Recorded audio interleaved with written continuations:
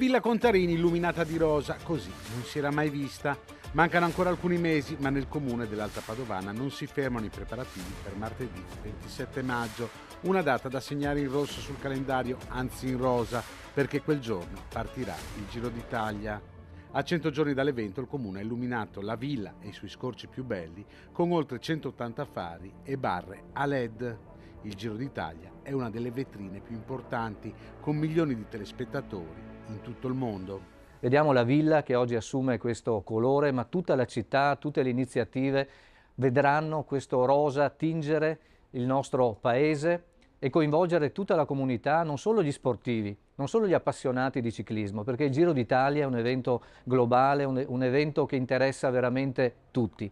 Quindi inizia oggi il countdown dei meno 100 giorni per l'inizio del Giro d'Italia e il 27 saremo qua a vedere i ciclisti partire dalla nostra bellissima villa, dalla piazza e ad ammirare la carovana di questo straordinario evento. Vi aspettiamo tutti qua il 27 di maggio.